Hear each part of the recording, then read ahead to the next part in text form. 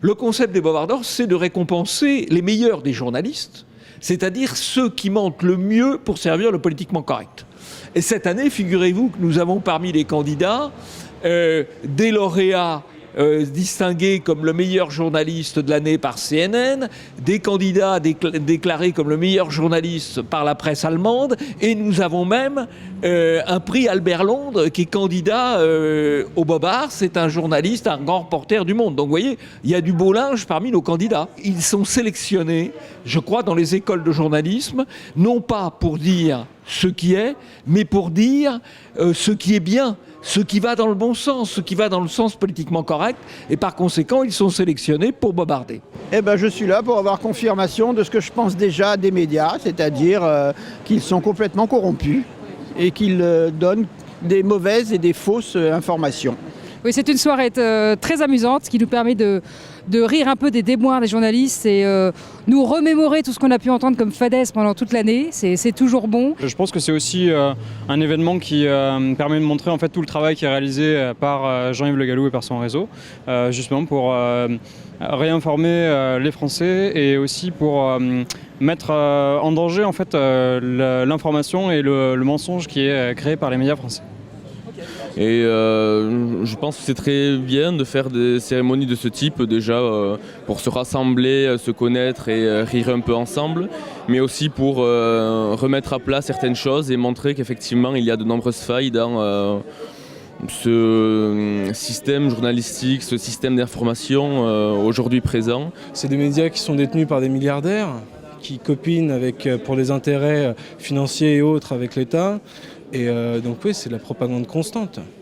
Surtout le plus intéressant, c'est de voir comment on se fait manipuler. Avec un système de détection comme on nous l'a donné là, ça donnait envie d'être très attentif et surtout très vigilant. Moi j'ai trouvé ça très drôle déjà. Je suis pas tout le temps sur les réseaux sociaux, donc il y avait des petites choses que je connaissais pas vraiment, mais du coup je me dis que je vais peut-être rallumer mes écrans justement, éteindre les mauvais et rallumer les bons, et puis voilà.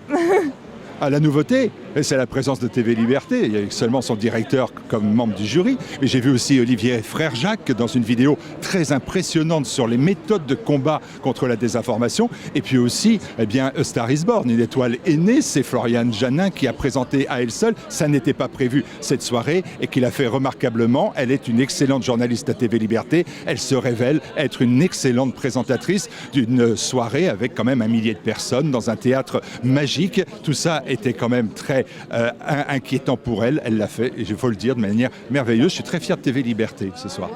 Alors j'ai abordé 2 sujets. Un, par une vidéo qui est une nouvelle offensive directe et indirecte contre la liberté d'expression et même la liberté d'opinion, qui sont les Sleeping Giants, ces anonymes qui veulent assécher financièrement les médias alternatifs.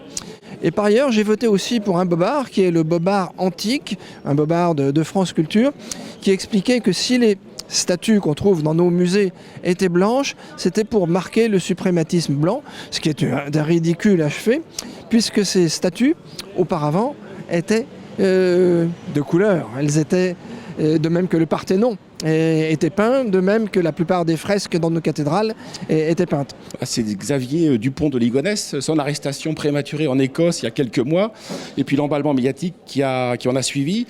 C'est le Parisien qui a lancé l'info, faux scoop évidemment, c'est Jean-Michel Decugis, il faut bien retenir ce nom surtout pour notre milieu, puisqu'il va sortir le 15 avril un livre, La République en péril. Évidemment la République est en péril pas à cause des djihadistes, pas à cause des islamistes, pas à cause des antifas, mais à cause de l'ultra-droite, c'est nous, et c'est lui qui a sorti ce scoop pourri et vaseux, qui a été repris comme une traînée de poudre par toute la presse, évidemment la presse mainstream, le Parisien, AFP, Le Monde.